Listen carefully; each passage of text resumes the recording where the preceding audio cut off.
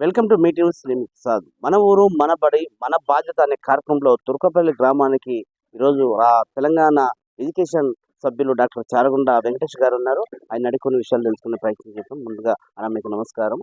చెప్పండి, రాష్ట్ర వ్యాప్తంగా కూడా మీరు చాలా పాఠశాలలు విజిట్ చేస్తూ ఉన్నారు.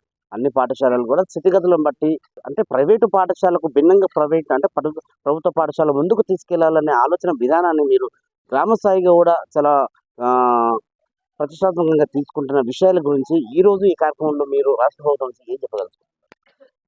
అయితే మీరు అన్నట్టు ఏంటంటే రాష్ట్ర ప్రభుత్వం గౌరవ ముఖ్యమంత్రి రేవంత్ రెడ్డి గారు ప్రతిష్టాత్మకంగా స్కూల్ ఎడ్యుకేషన్ మెయిన్గా అంటే తెలంగాణ రాష్ట్రం వచ్చిన తర్వాత తెలంగాణ వస్తే మన బతుకులు మారుతాయి, తెలంగాణ వస్తే మన బడి మారుతుంది, తెలంగాణ వస్తే అంతా సస్యశ్యామలం అయిపోతుంది అని చెప్పేసి ఆ రోజు కలలు కానీ తెలంగాణ తెచ్చుకున్నాం, పోరాటం చేసి తెచ్చుకున్నాం.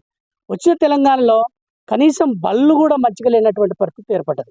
అయితే అట్లాంటి తరంలో గత ప్రభుత్వం పోయి రేవంత్ రెడ్డి గారి ప్రభుత్వం వచ్చిన తర్వాత ముఖ్యమంత్రి గారు ఆలోచన చేసి విద్యాశాఖను తన వద్దన పెట్టుకొని ఎట్టి పరిస్థితుల్లో గవర్నమెంట్ స్కూళ్ళు కానీ గవర్నమెంట్ కాలేజీలు కానీ ఎడ్యుకేషన్ అంతా కూడా క్వాలిటీ ఎడ్యుకేషన్ వైపు పోవాలి, మంచి ఎడ్యుకేషన్ రావాలి. మనమంతా కూడా అక్కడి నుంచి ఆ స్కూళ్ళ నుంచే గవర్నమెంట్ స్కూళ్ళ నుంచి వచ్చినాము. గవర్నమెంట్ స్కూల్ కాకుండా ప్రైవేట్ స్కూల్ వైపు ఎక్కువ మోజు చూపిస్తున్నారు ప్రజలు. పేదవాళ్ళు కూడా ప్రైవేట్ స్కూల్ వైపు పోతున్నారు. పక్కింటి వాళ్ళని చూసి పేదవాళ్ళు కూడా తమ పిల్లలను ప్రైవేట్ స్కూల్కి పోయి అంటే భారం అవుతున్నది వాళ్ళకి. అంటే వాళ్ళు బతుకు భారమే చాలా కష్టంగా ఉంటుంది గ్రామీణ ప్రాంతాలలో పేదవాళ్ళకి. వాళ్ళ పిల్లల ఫీజులు కట్టలేక ప్రైవేటు స్కూళ్ళల్లో కాలేజీలు కట్టలేక ఇబ్బంది పడుతున్నారని ఆలోచన చేసి గౌరవ ముఖ్యమంత్రి రేవంత్ రెడ్డి గారు ఆ స్కూళ్ళల్లో మంచి ఇన్ఫ్రాస్ట్రక్చర్ అంటే స్కూళ్ళల్లో కనీసంగానన్నా అంటే ఒక మంచి బాత్రూమ్ పిల్లలకి, అదేవిధంగా స్కూల్ కంపౌండ్ హాలు, అదేవిధంగా మంచి పెయింటింగు, తర్వాత మంచి బిల్డింగు, మంచి టీచర్లు ఉండేటట్టుగా చూసుకునేటట్టుగా కనీసంగా బేసిక్ ఇన్ఫ్రాస్ట్రక్చర్ లేకుండా ఉన్నటువంటి పరిస్థితి ఏర్పడ్డది. అయితే ఇట్లా కాకుండా ప్రతి స్కూల్ కూడా మంచిగా ఉండాలి అని చెప్పేసి ఈరోజు తెలంగాణ పబ్లిక్ స్కూల్ అని మొత్తం అంటే ఒక రాష్ట్రంలో దాదాపు ఇప్పుడు 250 స్కూళ్ళను తెలంగాణ పబ్లిక్ స్కూల్గా తెచ్చి అదే ప్రతి మండలానికి కూడా భవిష్యత్తులో ప్రతి మండలానికి కూడా తెలంగాణ పబ్లిక్ స్కూల్ అని దాంట్లో నర్సరీ టు ఇంటర్మీడియట్ వరకు ఉంటుంది. ఇప్పుడు నెక్స్ట్ నర్సరీ టు ఇంటర్మీడియట్ వరకు మొత్తం total English medium, Telugu medium ఉండదు. చాలామంది పేరెంట్స్ పేదవాళ్ళు కూడా తమ పిల్లల్ని ఎందుకోసం ప్రైవేట్ స్కూల్కు పంపిస్తున్నావు అని అడిగితే అక్కడ ఇంగ్లీష్ మీడియం ఉంది, గవర్నమెంట్ స్కూళ్ళలో ఇంగ్లీష్ మీడియం లేదని చెప్తారు పేదోళ్ళు కూడా. అయితే పేదోళ్ళకు చాలా ఆస్పిరేషన్స్ ఉన్నాయి, అంటే బాగా చదువుకోవాలి మా పిల్లలు కూడా పైకి రావాలనుకుంటారు పేదోళ్ళు కూడా. అందులో బాగానే ప్రైవేట్ స్కూల్కి పోతే నా పిల్లలు ఇంగ్లీష్ వస్తుంది అని అనుకుంటారు. కానీ ఇక్కడ ప్రైవేట్ స్కూళ్ళల్లో అనొద్దు మనం కానీ మీడియా ద్వారా చెప్పొద్దు, కానీ ప్రైవేట్ స్కూళ్ళల్లో అంత మంచి టీచర్లు ఉండరు. గవర్నమెంట్ స్కూళ్ళల్లో మంచి క్వాలిఫైడ్ మంచి ఎక్స్పీరియన్స్ ఉన్న టీచర్లు, ఎఫిషియన్సీ ఉన్న టీచర్లు ఉంటారు. అయితే ఇక్కడ మంచి క్వాలిటీ ఎడ్యుకేషన్ దొరుకుతుంది యాక్చువల్గా. కాబట్టి ప్లస్ అక్కడ పేరెంట్స్ కూడా భారం కాదు, అంటే ప్రతిది కూడా ప్రభుత్వమే ఇస్తుంది. కాబట్టి అంటే ఒక పిల్లవాడి మీద మనం ఎంత ఖర్చు పెడుతున్నాము అని అంటే సంవత్సరానికి ఎంత ఖర్చు పెడుతున్నాం అంటే 1,15,000 రూపాయలు ఖర్చు పెడుతున్నాం. అంటే ఆ పిల్లల యూనిఫామ్ కావచ్చు, పిల్లల బ్యాగ్ కావచ్చు, పిల్లల షూస్ కావచ్చు. ఇప్పుడు గౌరవ ముఖ్యమంత్రి రేవంత్ రెడ్డి గారు ఏం ఆలోచిస్తున్నారంటే స్కూల్ కిట్ ఇస్తున్నాం.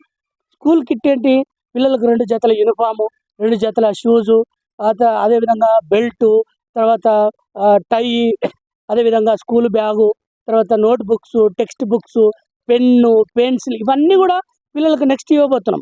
కాబట్టి పేరెంట్స్ నుంచి ఏమాత్రం కూడా బయటకు పోయి పెన్ను కూడా కొనుక్కరావద్దని గౌరవ ముఖ్యమంత్రి రేవంత్ రెడ్డి గారు అంటారు.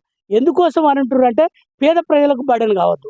మనం అంతా అక్కడి నుంచే చదువుకొని వచ్చినాం కదా, వాళ్ళకి ఎందుకు సాయం చేయొద్దు, బళ్ళని ఎందుకు ఆగం కావాలి, గవర్నమెంట్ బళ్ళని వాళ్ళంతా పేరెంట్స్ అంతా ప్రైవేట్ స్కూళ్ళకి ఎందుకు పంపించద్దు కదా అని చెప్పేసి గౌరవ ముఖ్యమంత్రి గారు అనుకుంటారు. కాబట్టి తెలంగాణ ఎడ్యుకేషన్ మా కమిషన్ వచ్చిన తర్వాత అందులో భాగంగానే ముఖ్యమంత్రి గారు అన్ని స్కూళ్ళు కాలేజీలు అన్నీ తిరిగి రాష్ట్రంలో ఎక్కడెక్కడ ఏమి ఇబ్బందులు ఉన్నాయని పరిశీలించి మాకు ఒక రిపోర్ట్ ఇవ్వాలంటే గౌరవ ముఖ్యమంత్రి రేవంత్ రెడ్డి గారికి తెలంగాణ విద్యా కమిషను ఆ రిపోర్ట్ కూడా ఇవ్వడం జరిగింది. 350 పేజీల రిపోర్ట్ ఇవ్వడం జరిగింది. ఆ రిపోర్ట్లు అంతా కూడా ఏంటంటే పిల్లలకి నర్సరీ టు ఇంటర్మీడియట్ వరకు కూడా స్కూళ్ళు ఉండాలి.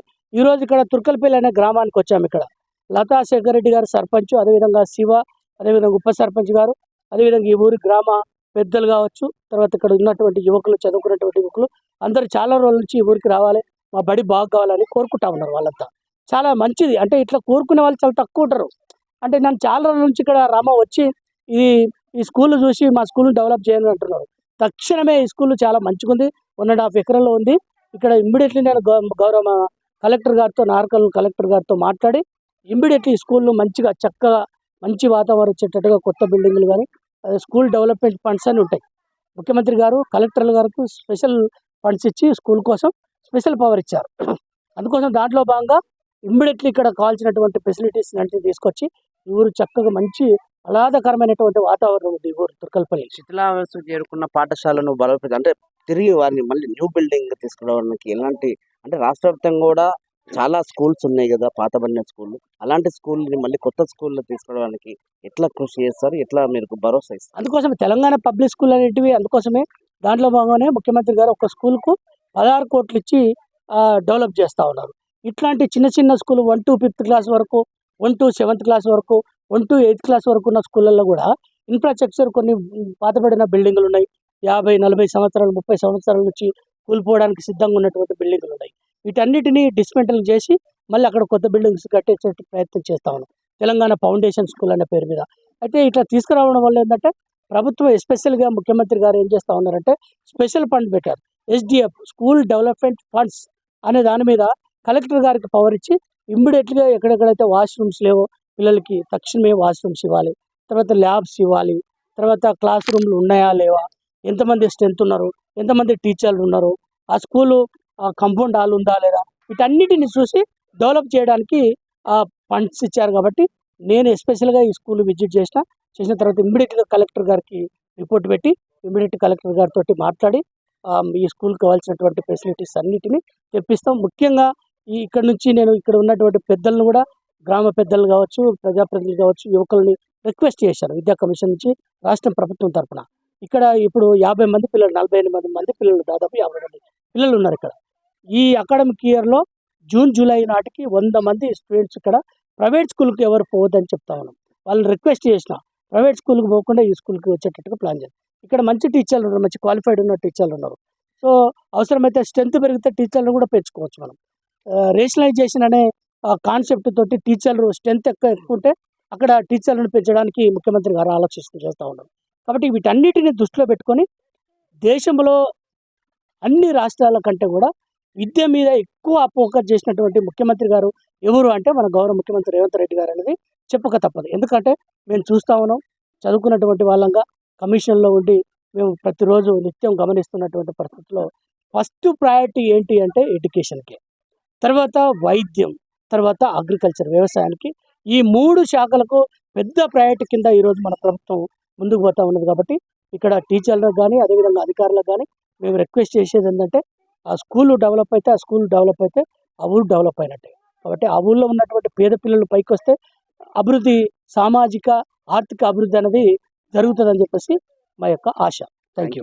మొత్తానికి రాష్ట్ర ప్రభుత్వం తీసుకుంటున్న ఆలోచన ప్రభుత్వ పాఠశాలను బలోపేతం చేయడానికి రాష్ట్ర ముఖ్యమంత్రి తీసుకుంటున్న విధానంలో ఏదైతే విద్యా విధానంలోని పెను మార్పులు రాబోతున్నాయి. అలాంటి ఆలోచన విధానంతో మనకు ఇలా ఎడ్యుకేషన్ మెంబర్ చారగొండ వెంకటేశ్వర రాష్ట్ర వ్యాప్తంగా కూడా అన్ని స్కూళ్ళలో విజిట్ చేసి టీచర్లతోని, పిల్లలతోని, గ్రామ పెద్దలతోని, యువకులతోని మమేకమై ప్రభుత్వ పాఠశాల స్ట్రెంత్ పెంచాలి, ప్రైవేటు పాఠశాలను తగ్గించాలి, ప్రభుత్వ పాఠశాలలో పిల్లలు స్ట్రెంత్ తగ్గిన సమయంలో అందరికీ అవగాహన తీసుకొచ్చే ఆలోచన విధానంతోనే రాష్ట్ర వ్యాప్తంగా కూడా ఆయన మొత్తం తిరిగి దాన్ని బలోపేతం చేయడానికి ఒక ఆలోచన విధానంతో ముందుకు వెళ్తున్నారు. మొత్తానికి తుర్కలపల్లి గ్రామం నుంచి చూస్తూనే ఉన్నాను మీటింగ్ నుంచి ప్రసాద్.